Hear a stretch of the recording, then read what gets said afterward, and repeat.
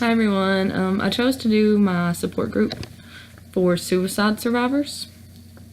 Although the death of a loved one is difficult under any circumstances, those who lose someone to suicide often struggle with feelings of responsibility of the death, guilt, abandonment, and even anger more than those who lose someone to other natural circumstances.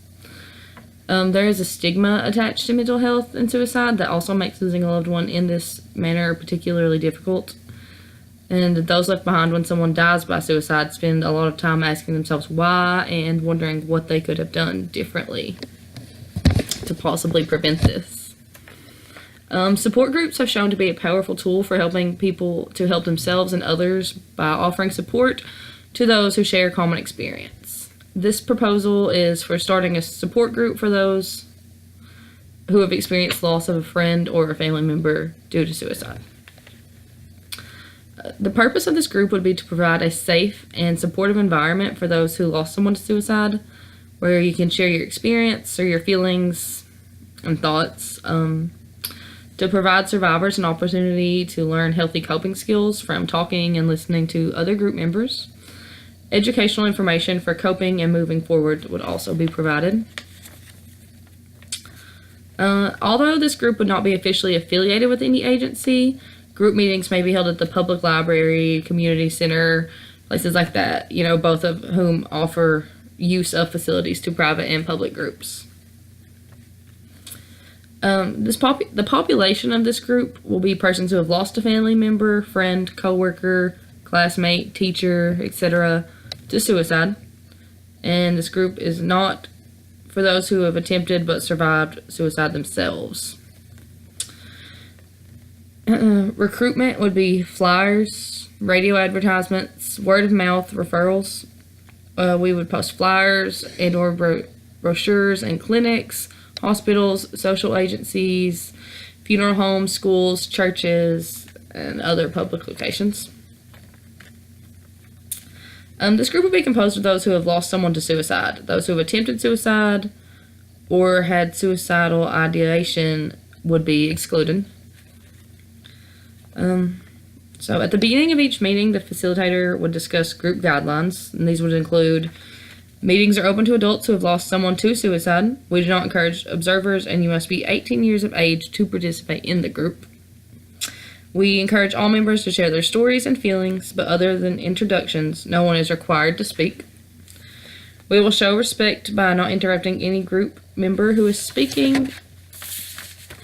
We will respect the values and beliefs of each group member. Spiritual issues may be discussed as long as they do not create arguments. You must be respectful and remember that we all don't have to believe and feel the same way.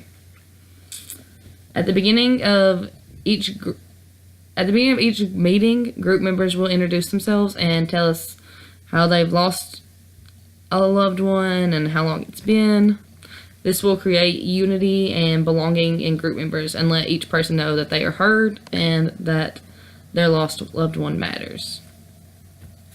Literature will also be available on topics such as grieving, self-care, and resources or contact information for private counseling. Group meetings would occur monthly for 1 to 2 hours, and the group would be open and ongoing, and the agenda would generally be open unless a special speaker or program was scheduled. This group would meet in a meeting room at the local public facility. We would provide coffee, water.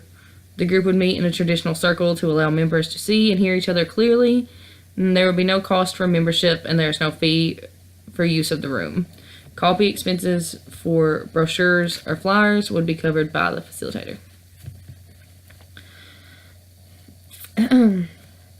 There is no wrong or right way to grieve, and all members must understand that no one's feelings are right or wrong, but they're unique to that person and his or her own experience.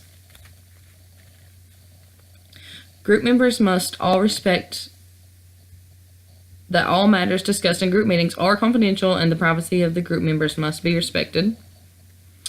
The beliefs and values of all group members must be respected. Criticism of others is not tolerated. The facilitator must note the mental health or coping skills of group members. If any group member does not seem stable, is disruptive to the group, or appears to be a danger to others or themselves, the facilitator may refer this person to other counseling services or may ask them to leave the group. To determine the success of this group would be an evaluation of the members themselves. Do they continue to come to the meetings, and do they refer other family members or friends to join? Do group members speak freely, listen actively, and offer support and encouragement to each other? And periodically, members may be asked to create an evaluation of the group process and success or offer suggestions for change.